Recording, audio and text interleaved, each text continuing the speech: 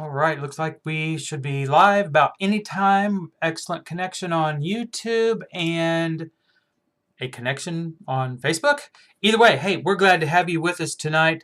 I am just totally elated that you are here to discuss some things with us. You see there on our topic for tonight, this is a continuation of last week's study on the book of Jude.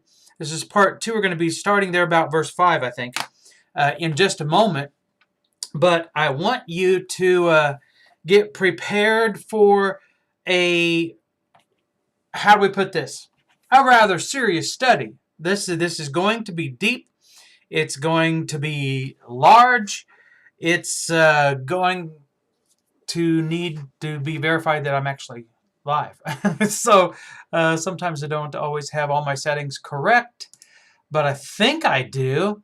So I'm glad that you're watching with us. Looks like we are actually live on Facebook or YouTube.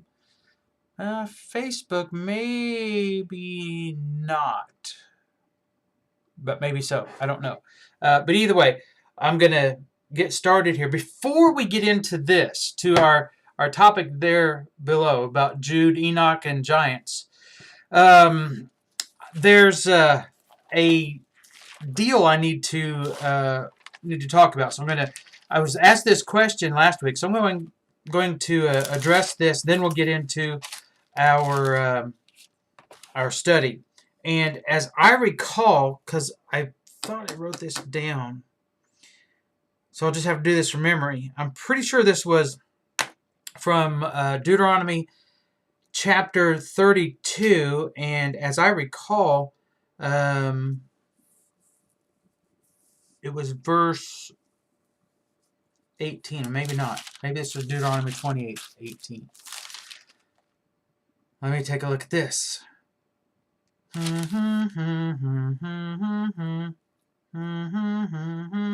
Nope, that's not what I was thinking. Maybe it's 28. Oh, that's terrible of me. I can't believe I did that. And I thought I wrote it down, but it's not there. So I'll just have to deal with this later, because I don't want to sit here and try to figure this all out on the fly. But either way, we're going to talk about Jude. So let's. Oh, I need to bring this up here because I think I accidentally closed it. So let's do this. I'm going to open up Jude here so we can read this online. We'll do this one. I think is the one I used. So this is it. So we're going to go to the book of Jude. I'll bring this up here so that we can see it and study about it. So let's do this and that. Now I need to yes. Okay. So here we go. So here we are. We're at Jude. Now last week we left off, and if you remember, I said we would start here in verse 5. So we're gonna look at several topics here today. So he begins here. We pick up our study where we left off last time. Now I desire to remind you, though you know all things once for all, that the Lord, after saving a people out of the land of Egypt, subsequently destroyed those who did not believe, and angels who did not keep their own domain, but abandoned their proper abode, he has kept in eternal bonds under darkness for the judgment of the great day, just as Sodom and Gomorrah and the cities around them, since they in the same way as these indulged in gross immorality and went after strange flesh, are exhibited as an example of undergoing the punishment of eternal fire. So I got my work cut out for me here without question. This is going to be rather, how do I put this? Rough. Because the concepts here that we're going to look at are not popular. So let's kind of start with this. And I have to say this right off the bat. The reason these concepts are not popular and considered essentially heretical in some cases is that computer's having an issue, obviously, is because you were told somewhere along the line that only the 66 books of the Bible are the ones that you should ever read. Well, I agree that they are inspired without question. I have no problem with that, and I teach that. I believe that wholeheartedly. But there are books that we shouldn't discount. And for this reason, they give us background information. Now, the thing about Enoch, this is what the ancients believed. I'm going to show you some things that people really don't want to be pointed out when it comes to the Book of Enoch and extra biblical writings. Now, I know this could get me in a little hot water because I believe that the early church fathers, first off, I don't really like that term. It's not a good term. But the early church fathers, they were just trying to be Christians. It's pretty much that simple. But anyway, so these guys had a lot of erroneous beliefs that I do not subscribe to. And the reason I don't subscribe to them is because they do not jive with the Bible. They don't mesh. What I'm going to show you out of this here tonight about Enoch does mesh. And it meshes very well. Let's see here. Okay. Not meant for me, apparently. Anyway, so it does mesh very well. And, for example, a lot of people, when talking about eschatology, they want to say, well, you know, the early church fathers, none of them mentioned that Jesus returned or that the resurrection happened. Well, that's not my fault. It's their fault for not understanding it correctly. There are plenty of things that the early church fathers taught that have been erroneously believed for the last 2,000 years, and that's just one of them.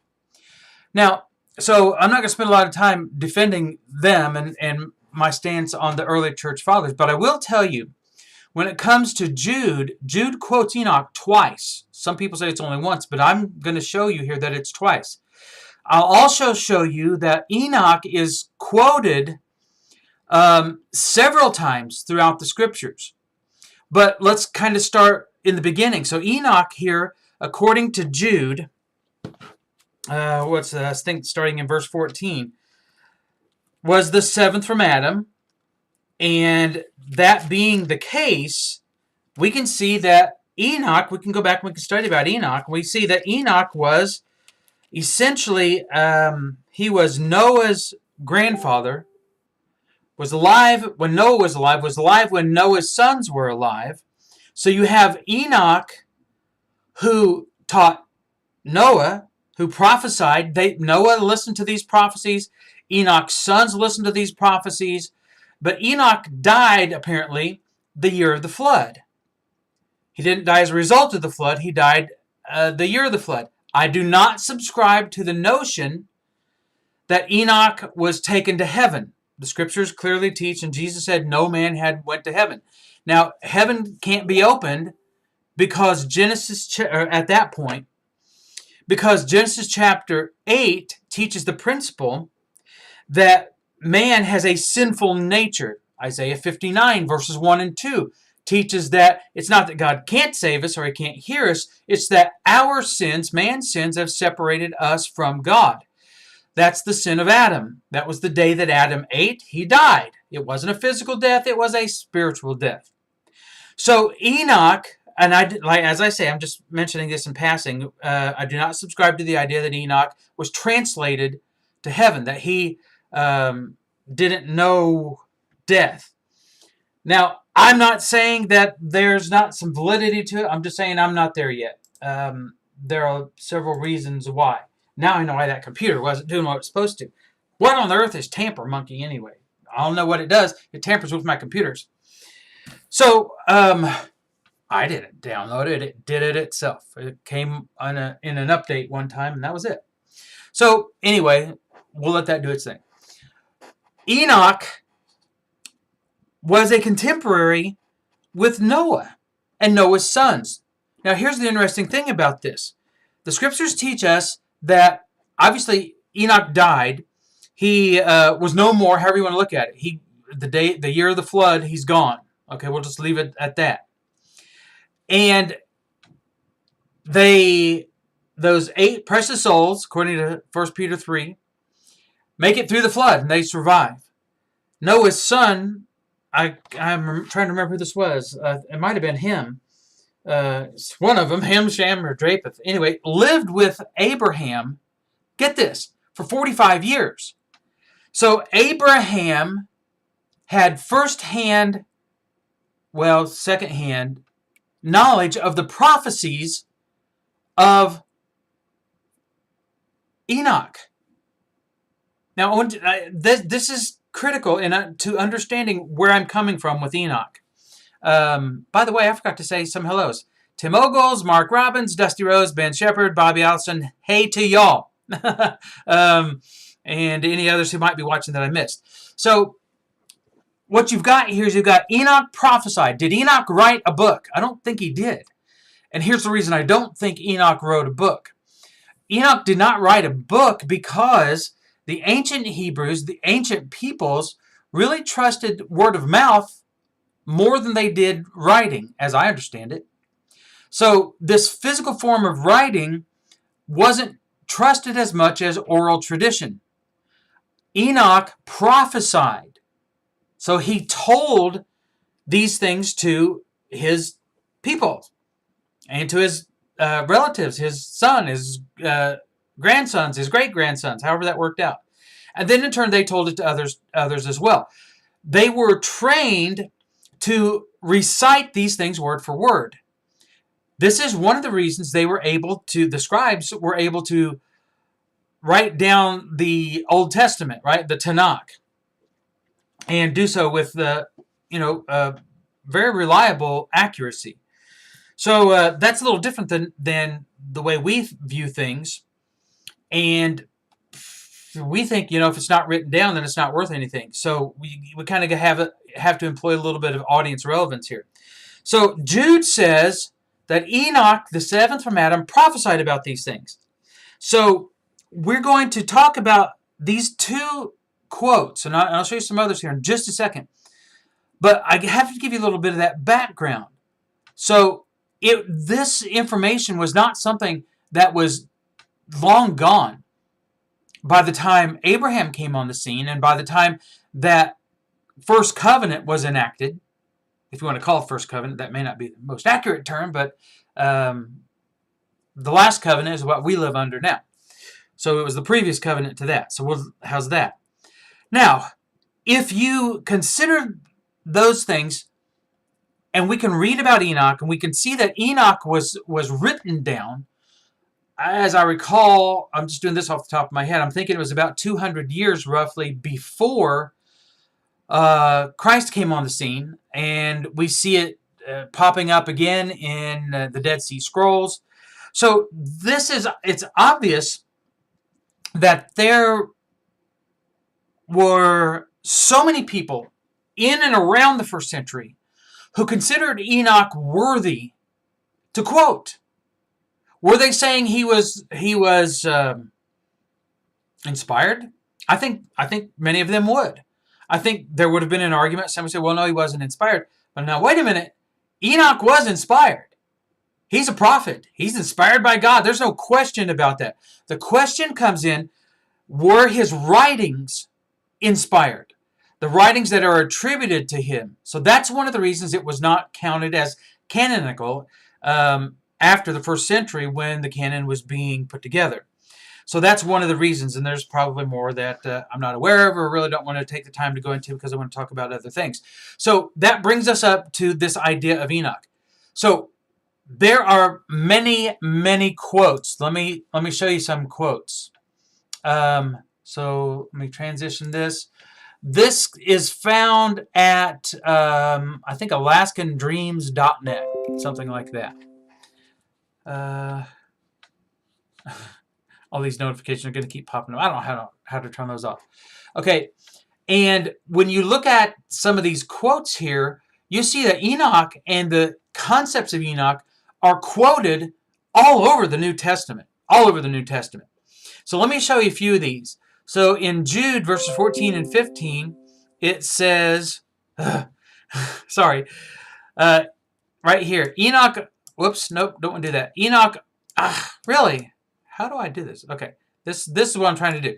Also, the seventh from Adam prophesied of these, saying, Behold, the Lord cometh with 10,000s of his saints to execute judgment upon all, and to convince all that are ungodly among them of all their ungodly deeds which they have ungodly committed, and all of their harsh speeches which ungodly sinners have spoken against him. And now, by the way, that's also 2 Peter chapter 1.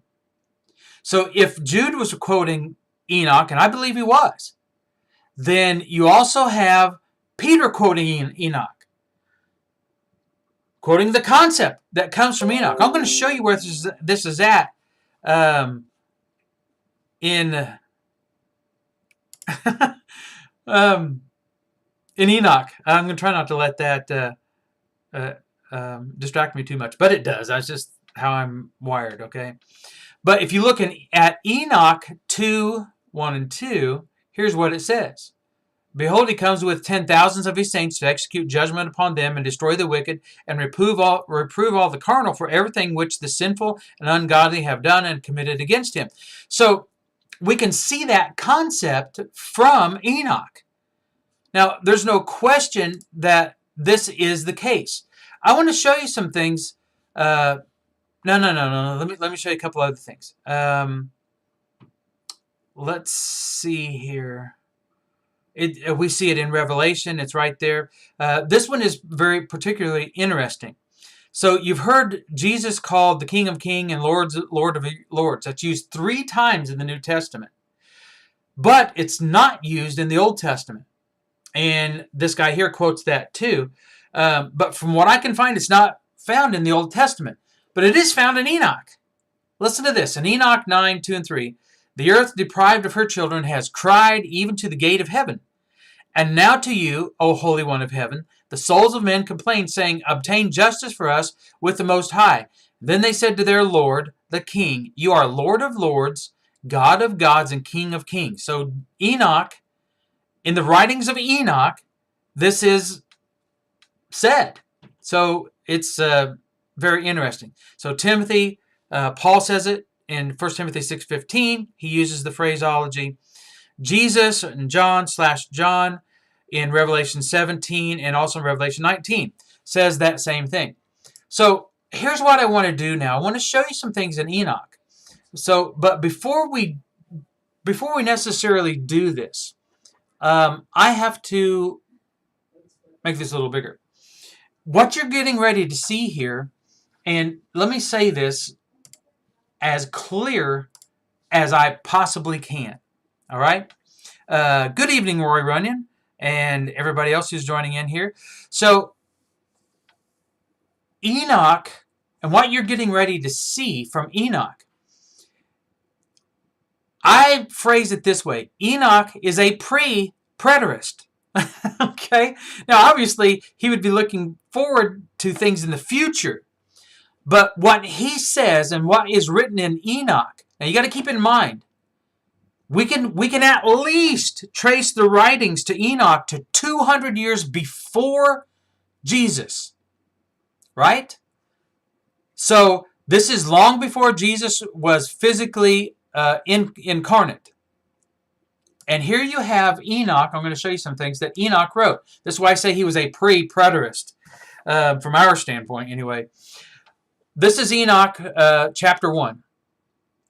It says, The words of the blessing of Enoch, wherewith he blessed the elect and righteous, who will be living in the day of tribulation. Boy, doesn't this sound familiar? Plug all this into what you know about eschatology, what Jesus said in the New Testament, what the prophets of the Old Covenant wrote. So they're living in the day of tribulation. When is that tribulation, by the way? Preterists understand that tribulation was something that would happen in the first century and never happen again. Enoch talks about the day of tribulation, not a tribulation, but the day of tribulation, when all the wicked and godless are to be removed. And he took up his parable. Wait a minute, when are the wicked and godless to be removed? Jesus calls this, Jude calls this, Peter calls this, that day of judgment. It's the day of judgment, and many others too. Anyway, so he took up a parable and said to Enoch, a righteous man, whose eyes were opened by God. So it's obvious that Enoch was inspired. I don't think anybody's going to doubt that. Anyway, he saw a vision of the Holy One in the heavens, which the angels showed me, and from them I heard everything, and from them I understood as I saw, but not for this generation, but for a remote one, which is for to come. What is this remote generation that Enoch, that was written at least 200 years before Jesus, when it was prophesied a good, let's see here, 4,000 years? 3,000 years, something like that, before Jesus. It was at least written 200 years before Jesus. So this information was around a long time before Christ, a long time before Jesus ever uttered his prophetic sayings that he would come with all of his holy ones in that first century generation. Anyway, let's read what Enoch has to say. So let me enlarge this so people reading on a cell phone might help a little. The Holy Great One will come forth from his dwelling, and the eternal God will tread upon the earth, even on Mount Sinai, and appear from his camp, and appear in the strength of his might from the heaven of heavens.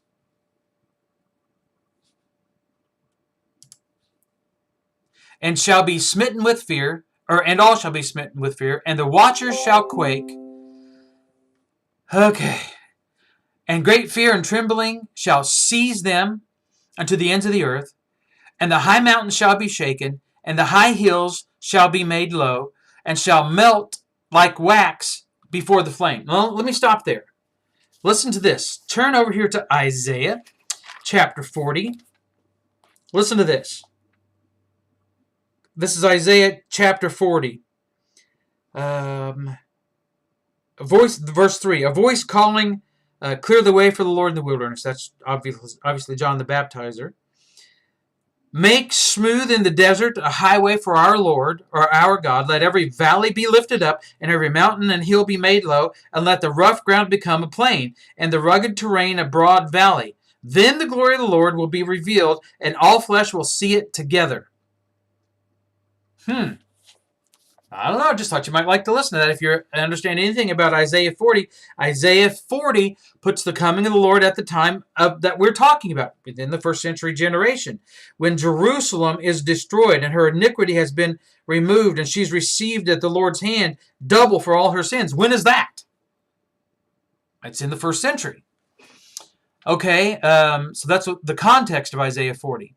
Look at verse 7. And the earth shall be wholly rent in sunder, and all that is upon the earth shall perish. And remember, I'm reading from Enoch. And there shall be judgment upon all men. What? This is the time when judgment comes upon all men? Now, I want you to think about this. So the earth is going to be rent asunder. Let's look at a passage or two here that you might find interesting. Turn with me to the book of Isaiah again. And look here in... well, really, chapter 13. You've got this earth.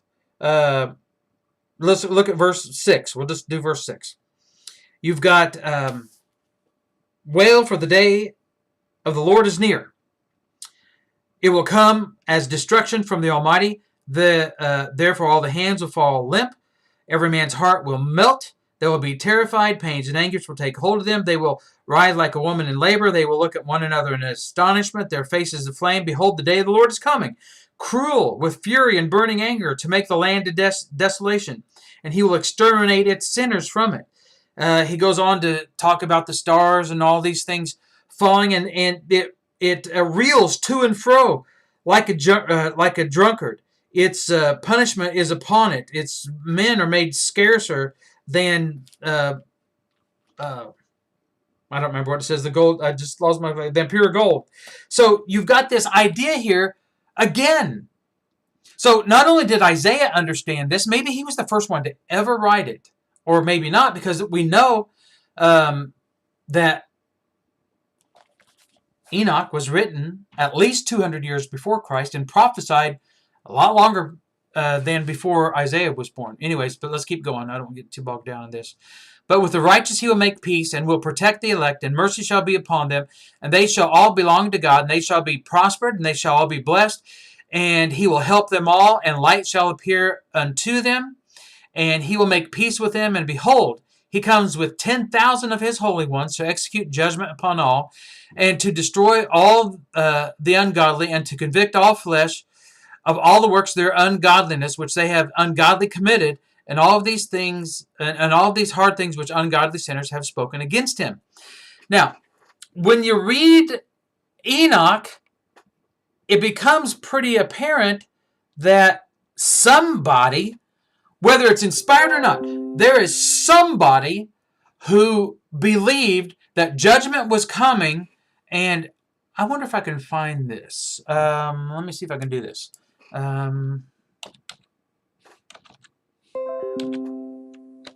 Whoops, I misspelled it. Of course I misspelled it. Okay.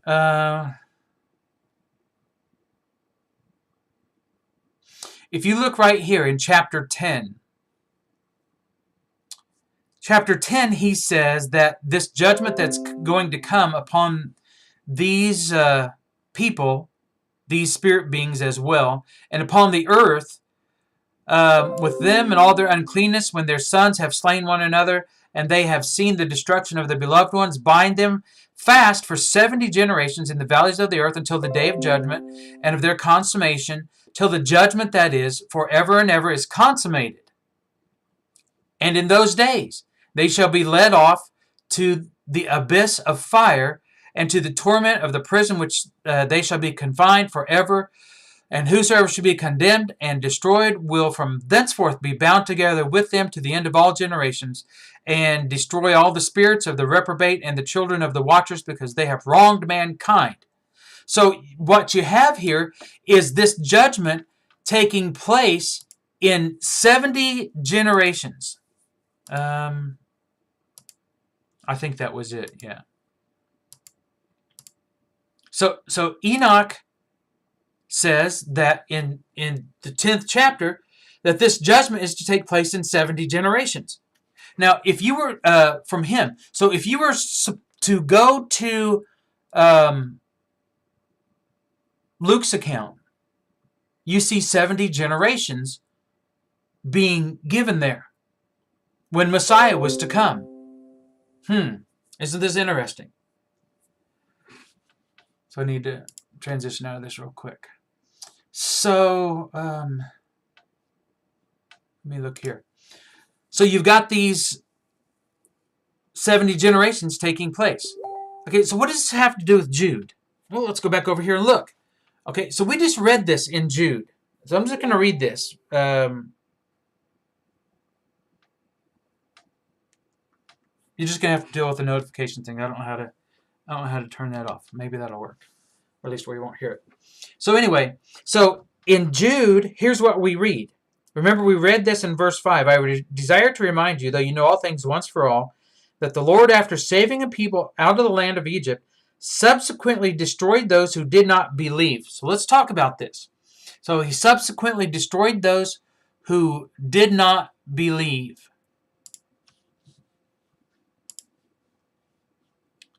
Now, this is talking about the Exodus. So this Exodus that takes place is what we understand about it. I mean, you can go back to literally Exodus and read about it. And you can see here how this Exodus took place.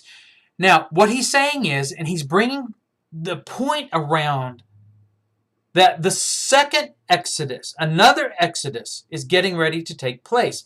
This is the point. This is the context of Jude. Now, what is the second Exodus? In Mark's version of the Transfiguration, I think this is Mark. Let me come up here and look. So in Mark's version of the Transfiguration, so we're going to Mark chapter 8. Now don't quote me on this. I might have to go to... Nope, it's in Luke's version. So, sorry about that. Okay, so come over here to Luke. Luke, I am your father. It's just me, guys. This is just how I am. Okay, so listen to this. In Luke's version of the Transfiguration, in verse 28, some 8 days after these sayings, He took along Peter and John and James and went up to the mountain to pray. And while he was praying, the appearance of his face became different, and his clothing became white and gleaming. And behold, two men were talking with him, and they were Moses and Elijah. So here's what you've got. You've got Moses and Elijah appearing with Jesus in glory. Jesus was transfigured. He was changed. He was no longer this physical, corporeal body. Now, let me make a point here about this, okay? So this is, by the way, I'm at Luke chapter 9, and I just read verse 28. The appearance of his face became different. His clothing became white and gleaming. And behold, two men were with him and talking with him. They were Moses and Elijah, who, appearing in glory, were speaking of his exodon, or exodus, his departure, in the New American Standard, which he was about to accomplish at Jerusalem. Moses and Elijah, two representatives of this old covenant system, appear with Jesus, and they say, listen, so you're getting ready to have your exodus to lead people, the chosen ones, to the promised land, essentially. Not a physical promised land, but a spiritual promised land. Okay, that's that second exodus that we're talking about here in Jude, verse 5. I remind you, he says, that you know all things once for all, the Lord saving people out of the land of Egypt. That's the first exodus. Subsequently destroyed those who did not believe. Judgment came upon them, didn't it? Judgment came upon them during that 40 years in the wilderness. This was not just a physical judgment. It was a spiritual judgment. He employs this motif about angels being judged. Listen to this. And verse 6, and angels who do not keep their own domain, but abandon their proper abode, he is kept in eternal bonds under the darkness for the judgment of the great day. What did we just read out of Enoch? That these angels are going to be judged in the great day.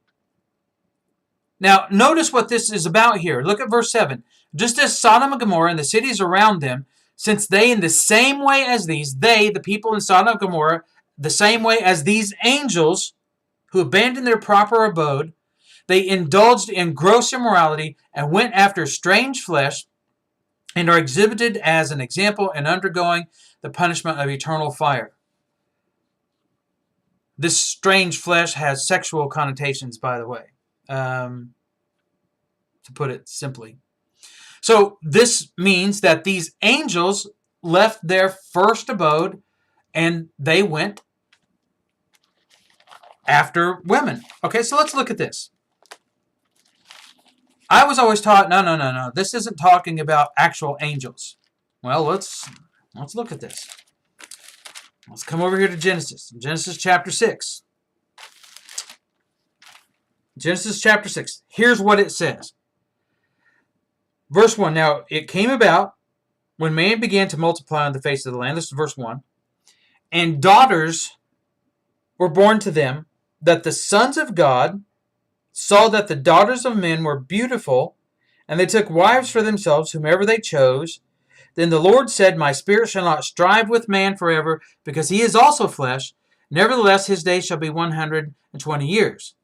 The Nephilim were on the earth in those days, and also afterward, when the sons of God came into the daughters of men, and they bore children to them. Those were the mighty men who were of old, men of renown. Now, what is he talking about? What on earth can he possibly be talking about? Matter of fact, let me see if I can do this. Genesis 6. Okay.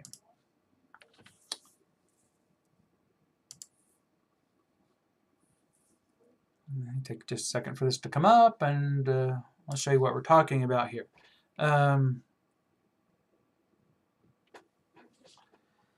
Okay, so in Genesis 6, there's no question here that it says that these sons of God, these are the Elohim.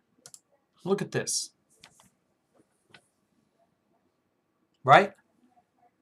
these sons of God are not men. Now let me point something out to you.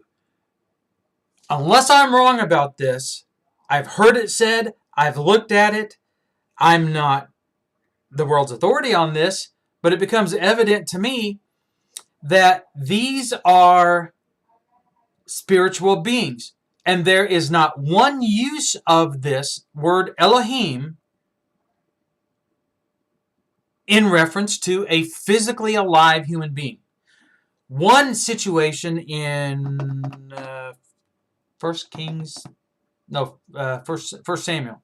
First Samuel, I don't remember now where that's at, 18 maybe, where the witch of Endor conjured up, so to speak, Samuel.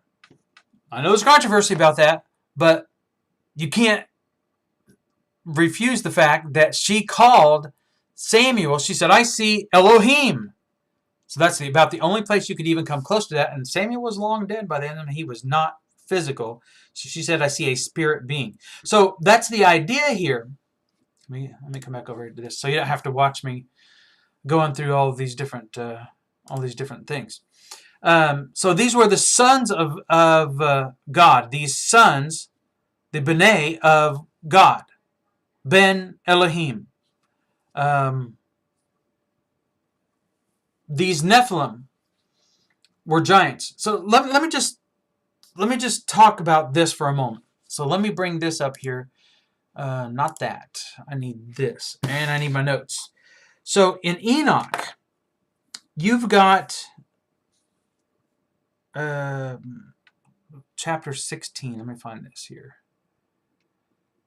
So in chapter 16 in Enoch, this is first Enoch, you have this. Let me read this. This is not long. From the days of the slaughter, of the destruction and death of the giants, from the souls of those whose flesh the spirits, having gone forth, shall destroy without incurring judgment. Thus shall they destroy until the day of the consummation, the great judgment in which the age shall be consummated over the watchers and the godless, yea, shall be wholly consummated. And now as to the watchers, these watchers are these Genesis 6 beings, right? The sons of Elohim.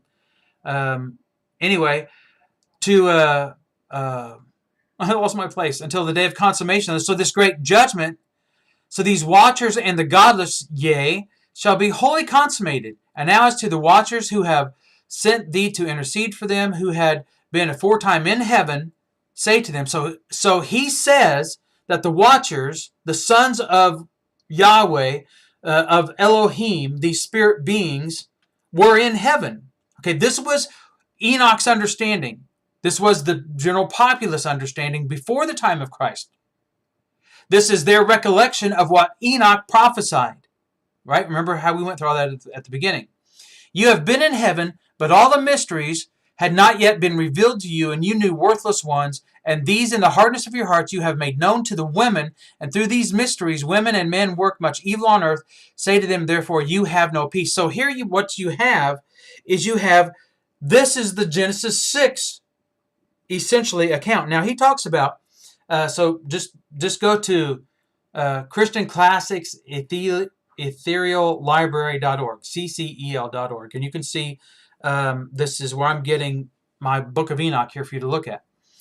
And you can just do your Control F, right, and find all of the words, and just type in giants and type in 7 and type in whatever, and they'll all come up. And watchers. So these watchers were these spirit beings. Now, if we had time, I would show you here all of these places, but here's essentially what we just read.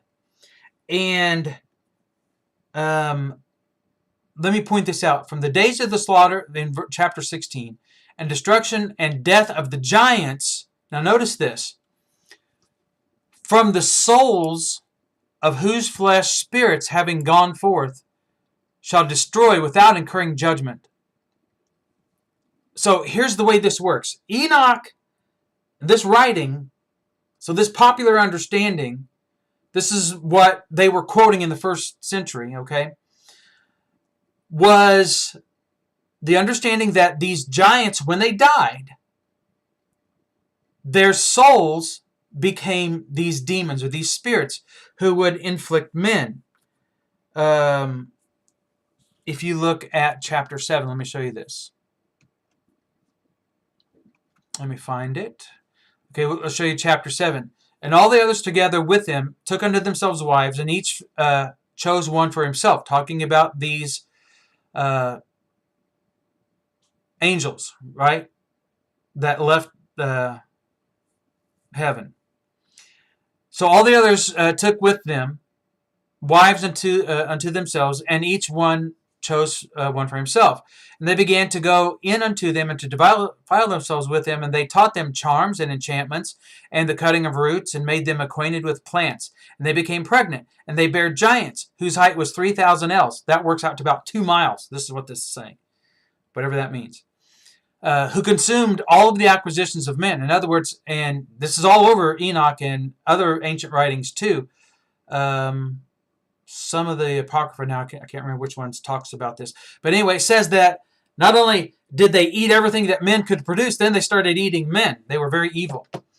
So when men could no longer sustain them, the giants turned against them and then devoured mankind. They began to sin against birds and beasts and reptiles and fish, and to devour one another's flesh and to drink blood. And the earth laid accusation against the lawless one. So this is how evil these guys were. And by the time you get down later, he talks about them when Yahweh killed all of them, their souls remained on the earth. And these were what became the demons that we read about in the New Testament. Now, I'm just telling you, okay, this is how history understands this. But I want to show you something. Turn over here to Matthew chapter, I think this is Matthew chapter 8. So, in Matthew chapter 8, you've got these demons being cast out, right? Look at verse 28. Jesus, let me transition over to here. Okay. You take advantage of checking my feeds whenever I do this. Okay, so in Matthew chapter 8, verse 28, when he came to the other side into the country of the Gadarenes, 2 men who were demon-possessed met him, and they were coming out of the tombs. And they were extremely violent, that no one could pass by that way. Now, if we had time, we could look in Enoch, and Enoch says that they couldn't eat, they couldn't drink, they were never satisfied. They became very violent. They were consigned, get this, to the dry places, which was the wilderness of wandering. So whatever that means, I don't know. I don't know the implication. I'm just telling you what you can find yourself. So save you a little time. I encourage you to check it out for yourself. So anyway, maybe this explains why they were so extremely violent, so that nobody could pass by that way. And they cried out, saying, "What business do we have with each other, Son of God? Have you come here to torment us before the time?" Now remember, the judgment was to come upon them in 70 generations from Enoch. Luke records this, that Jesus comes in that 70th generation.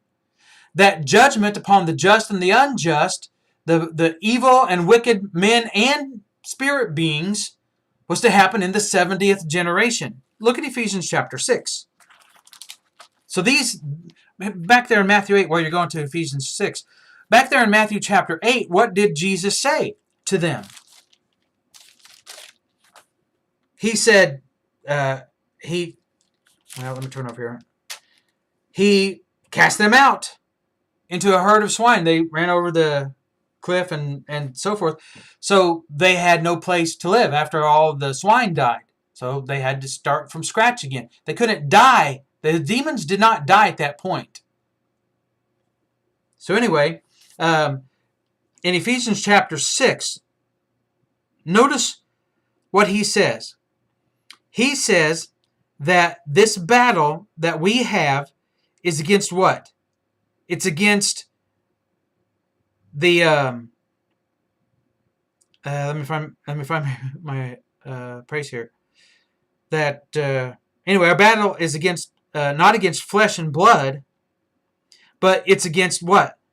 The powers and the principalities and so forth. These spiritual forces there in verse 12. Our struggle, Ephesians 6:12, is not against flesh and blood, but against rulers, against the powers, against the world forces of this darkness, against the spiritual forces of wickedness in the heavenly places. That's fully in line with what Enoch taught. Now, if Paul writing to the Ephesians is under inspiration and he says that this is a battle against these spiritual forces, then whoever wrote Enoch, whether inspired or not, was he right? That there would be this battle in the 70th generation from Enoch against the spiritual forces, and they would be judged. Now, let me give you another little hint here. Turn here to the revealing Revelation. Look at Revelation chapter 20. So in Revelation 20, you've got the picture of the angel coming down from heaven, and he's holding the key of the abyss and the great chain in his hand. If we go to Enoch, we can establish from Enoch that that there was a pit reserved, not Sheol. Sheol was for human beings and their souls. So this is different. They were reserved unto chains, right? So anyway, you've got this great abyss and a great chain in his hand, and he laid hold of the dragon, the serpent of old, who is the devil and Satan, and bound him for 1,000 years, and threw him into the abyss, and shut it, and sealed it over him, so that he would not deceive the nations any longer until the 1,000 years were completed. After these things he must be released for a short time. So you've got him able to afflict people only within that first century generation in this time, in these brackets. This is not open-ended. Well, it was open-ended only until the return of the Lord, which Jesus said would be in his lifetime.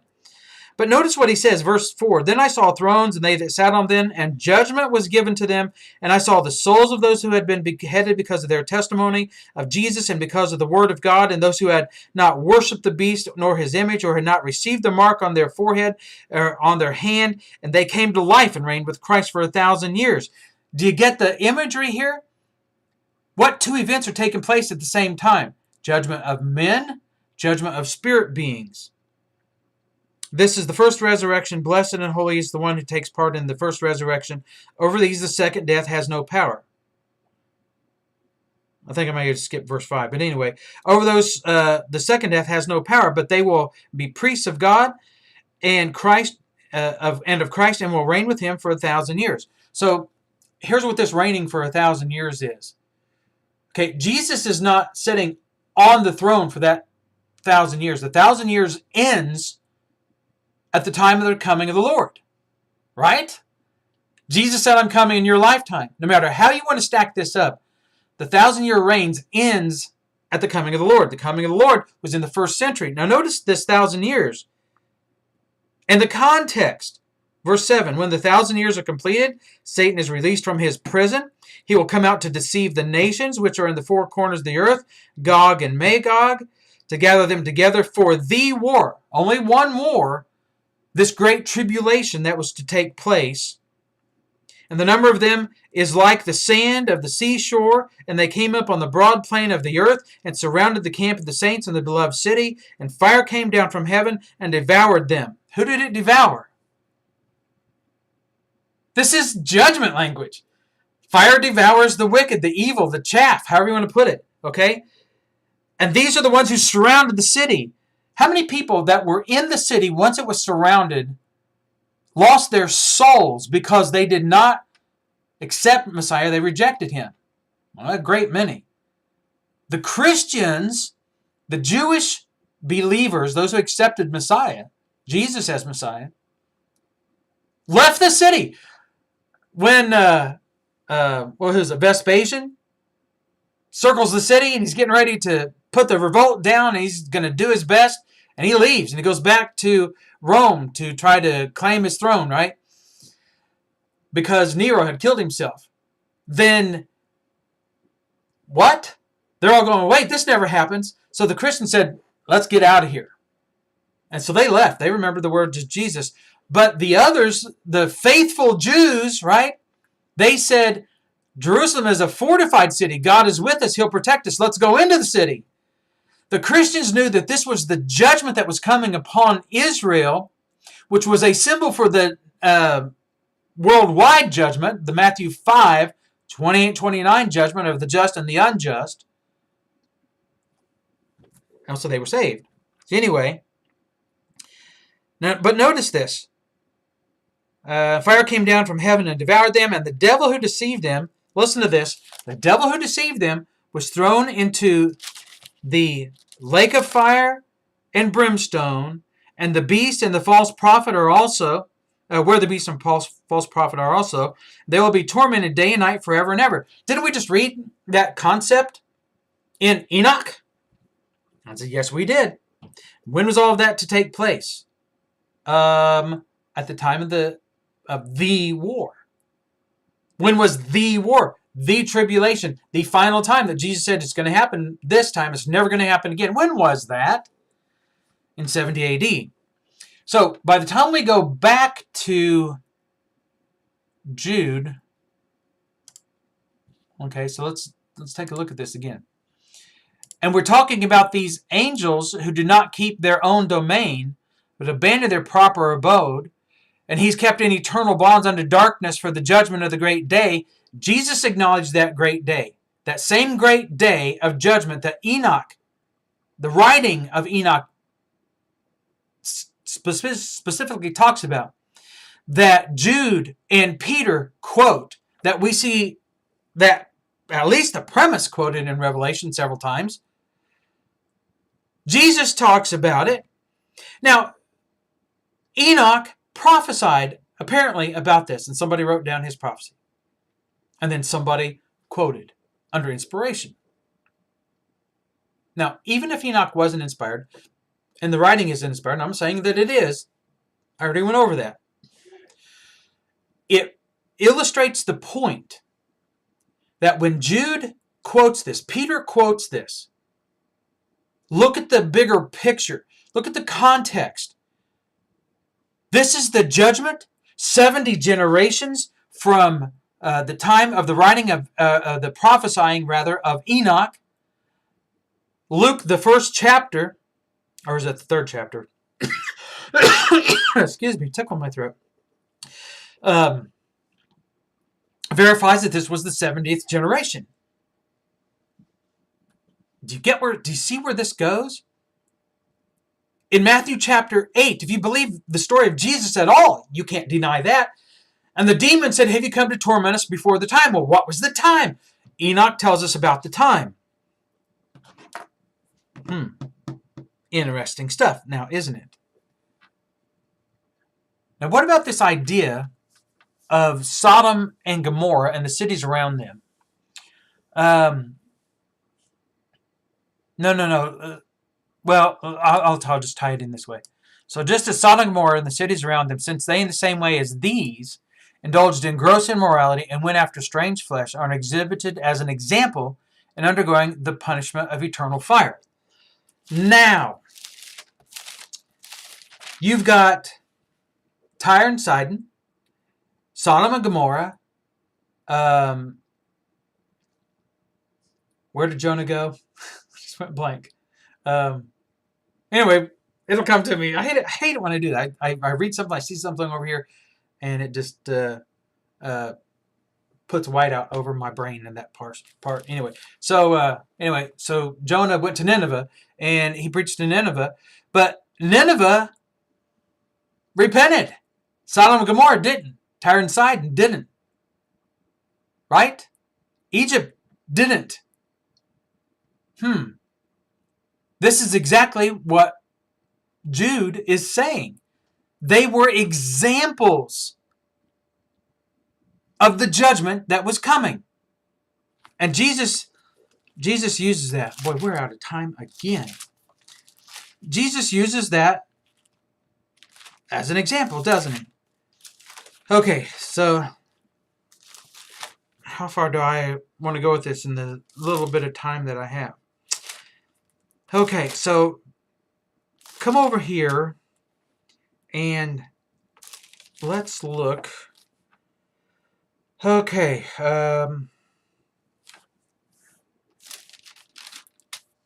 I honestly thought that I would get into this idea of the punishment of eternal fire. Um, Maybe I'll just give you a little bit of a teaser about that. So let's just do that, okay? I think I've kind of made the point anyway of that. So let's talk about this, because for next week we're going to continue here. We'll pick up there in verse 7. We'll talk about more of eternal fire and this punishment of eternal fire. Now, here's going to be the topic. This is going to be the idea. And I know that there are people that disagree with me on this. And so you all know that I use the New American Standard, okay? I'm not saying it's the best translation. It's just what I use. I started using it years ago, maybe not for the right reason, but I've become relatively familiar with it, so there it is. I don't discount the King James at all, but there are some real problems in King James, like the word hell. Hell is incorrect, and we have got to get that out of Sheol. So we have to take hell out of Sheol. Hell is not a biblical word. It's a King James Bible word, but it's not a scriptural concept. So in our modern thought processes, we hear the term hell, and as the King James uses it, and so many people put so much faith in the King James. If you do that, you're going to you're really going to be disappointed. The reason you're going to be disappointed is because the King James does good things, like in Ephesians 3:21. It uses the terminology that paints the picture correctly, world without end. Well, that world was the new covenant world, and it has no end. Ephesians 3 teaches the concept of eternal evangelism. That's the eternal purpose of the church, which Ephesians 3 is teaching that there will be no end to the physical planet, and evangelism will always be going on. So they did good there, but when it comes to other places where they should have used Sheol in the Hebrew or Hades in the Greek, they put in hell. And that is a created concept of Catholic origin, without question. It's not a biblical concept. Eternal fire is, but eternal fire is not hell. Eternal fire is the lake of fire, the fire that always burns. Now, that is a little bit of a teaser for next week, but also let me point something out. You see, and we'll discuss this more in detail, and I'll show you a few things that might change your mind about eternal conscious torment. So we'll pick up with that. John chapter 3 and verse 16. For God so loved the world that he gave his only begotten Son, that whosoever should believe in him should not perish. Here's a little homework for you. You look up what the word perish means in John chapter 3 and verse 16. And you're going to find its definition, its usage is destroyed to the uttermost. That's what it means. It's not revived, kept alive, it's destroyed to the uttermost. So we'll talk about those concepts. And Jesus said, if you're in me, you will never die. What is the opposite of eternal life? It's death. Okay, what's the opposite of life? It's death. What happens to your physical body when you die? As a physical example. Well, it turns back to the dust. And that's it. It's over with. It's never going to be reanimated after that. There is no resurrection at the end of time because there's no end of time. We just proved that from Ephesians 3. Now, so we'll talk about that next week. Let me recap here about what we've discussed up to this point. We've discussed quite a bit. So where do I start? Essentially, and I want to say this again. I want to point out that Enoch makes some fantastic points. And he says judgment is coming upon all. This is Daniel 12 without question. John 5 without question. Judgment is coming upon all in 70 generations from his prophecy, from him prophesying, from him. Luke said, this is the 70th generation.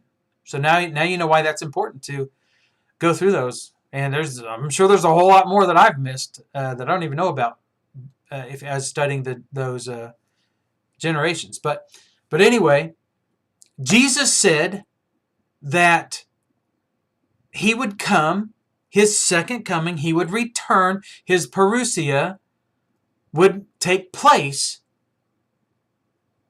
in their generation. It cannot happen at any other time. That's the second coming. The second coming is for judgment. When the Lord returns, that's judgment, resurrection. That all happens at the coming of the Lord. The big three, simultaneous. So there you go. There you have it. Now, all you detractors, I'm going to say this. Make all the comments you want. I'll do the best that I can to maybe engage, although it's very difficult for me, time restraints and such. However, if I see stuff that is just getting downright mean, it's gone. I'm not doing that anymore. It's just not right. You wouldn't let anyone do it, so neither am I. But I do encourage healthy debate. I do encourage that. So just be honest and upright about it. That's all I ask. You can disagree with me all you want. Just be a man about it. Be a gentleman. Be a Christian about it. And I don't want to hear any of this. Well, Christians are supposed to call people names if they're heretics. Fine. I'll just delete your comments and probably block you. So you can go do that somewhere else. Okay, there you go. That was a lot. And I know good and well that I didn't do it all justice. But I do appreciate your interest in this. So if you would please share this video, I would greatly appreciate that. And hit the like button, or the love button, or the care button, or the sad button for that matter. Whatever you want to hit, but I would rather it be a like button. Also go to Restoration Movement 2.0 on YouTube and sign up there. Comment and subscribe. That would be fantastic.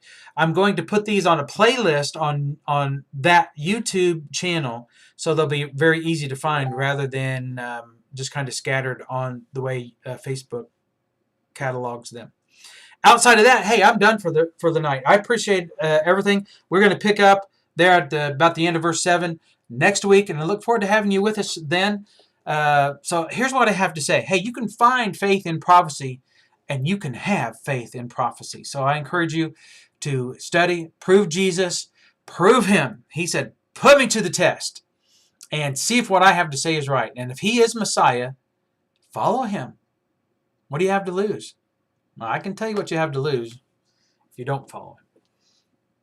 That's all. Hey, we'll see you next time around. Just give us a thumbs up, give us a share, give us a like. Appreciate that. Hey, I love you all. Keep studying. That's what this is about. This is about salvation.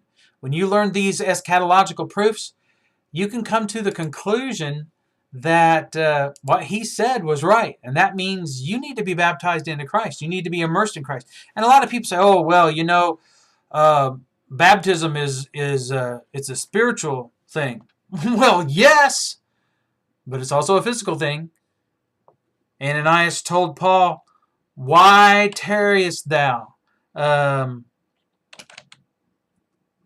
Rise and be baptized and wash away thy sins. And that's exactly what he did the very hour of that night. So I cannot type and talk at the same time. So that's what he did that very night. See, this is all important. But you might say to yourself, well,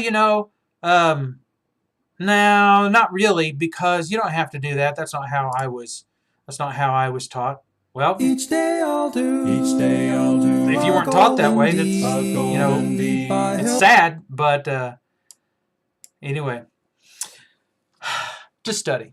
Okay, so we're going to try to go out here with some music, and that lets me know when to end my video. So I just certainly do appreciate y'all, and you have a good night and a good week, and we'll see you next time.